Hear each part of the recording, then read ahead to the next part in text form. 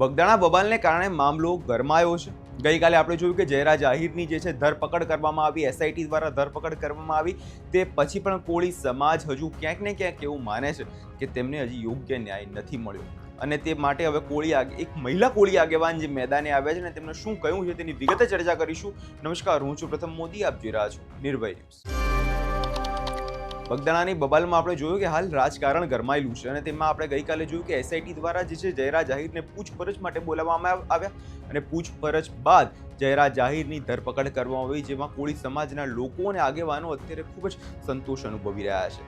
પણ તેમાં અત્યારે કોળી આગેવાન મહિલા સામે આવી છે અને તેમનું કહેવું છે કે હજી તેમને 25% જ આની અંદર ન્યાય મળ્યો છે। જે પોલીસ ઓફિસર છે તેમના વિરુદ્ધ કાર્યવાહી કરવામાં આવતી નથી અને જે હવે 1 તારીખ ફેબ્રુઆરીના રોજ અત્યારે જે નવનીત બાલદિયા માટે એક ન્યાય સભા યોજવામાં આવી છે। જે કોળી સમાજના લોકો તેમના માટે એક ન્યાય સભા યોજવા જઈ રહ્યા છે, તે ન્યાય સભામાં હવે જે છે ન્યાયની લડત લડવામાં આવશે તેવી વાત આ કોળી આગેવાન દ્વારા કરવામાં આવી છે।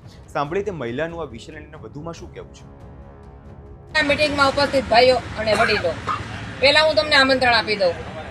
1 તારીખે જે મહાસભા થઈ રહી છે, ન્યાય સભા, આપણે ન્યાય આપ્યું છે। નવનીતભાઈ પોતે પણ ત્યાં આવ્યા છે। આપ ત્યાં ન જઈ શક્યા હોય ખબર અંતર પૂછવા, એ બાને ખબર અંતર પણ પૂછી શકશો અને આપણું એક શક્તિ પ્રદર્શન દેખાડી શકશો કે ના, કોળી સમાજ છે જાગૃત થઈ ગયો છે। હવે સૌ કોઈ અત્યાચાર કરતા ડરવું પડશે આપણીથી, એ માટે આપણે તાકાત બતાવવાની છે અને આપ સૌને ત્યાં આવવાનું છે। આવશો કે નહીં? અને પછી અમે જે 9 લોકો ત્યાં પહોંચ્યા હતા આત્મવિલોપન કરવા માટે, અને એ કાર્યક્રમમાં અમે ઝડપાઈ ગયા અને ખરેખર ફિયાસ્કો થવાનો હતો।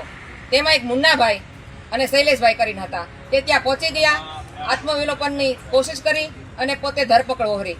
એના માટે આપણે જોરદાર તાળીઓ તેમને વધાવી અને ત્યારબાદ અમારી ધરપકડ થઈ, તળાજા લઈ ગયા અને પછી મવા લઈ ગયા। ત્યાં અમને છોડાવવા માટે આવેલા કિશનભાઈ, હિરેનભાઈ, ડોક્ટર સાહેબ, બળવંતભાઈ, એમની સાથે સમૂહભાઈ, એ વગેરે ટીમને પણ આપણે તાળીઓથી વધાવી લઈશું।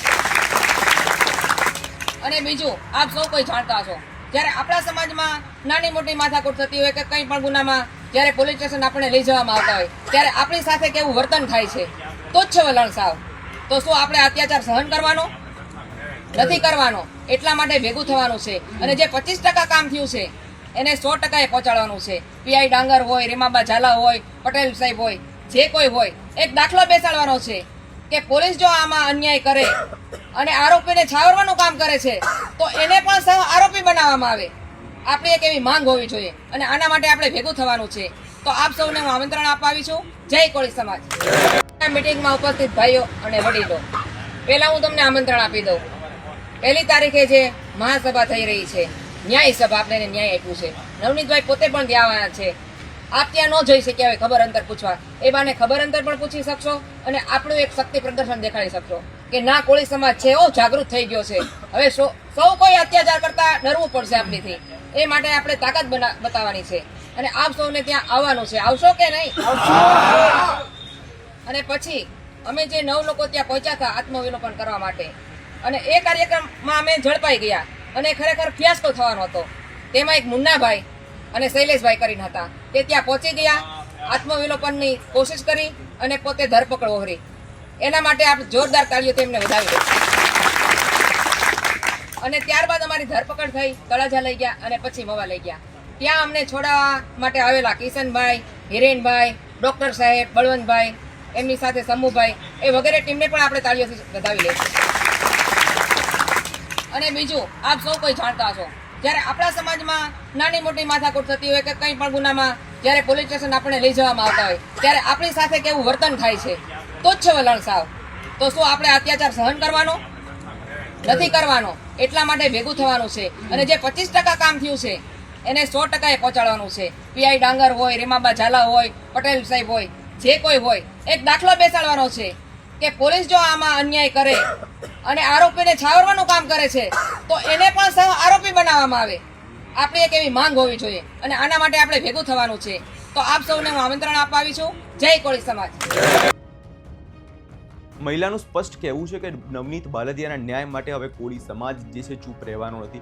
આપણે અનેક કોળી આગેવાનોને સાંભળ્યા અને તેમનું કહેવું પણ છે કે અત્યારે કોળી સમાજ જે છે આ ન્યાય માટે ભેગો થયો છે અને હવે એકજૂટ થઈને આ વસ્તુ પર લડવાનું છે.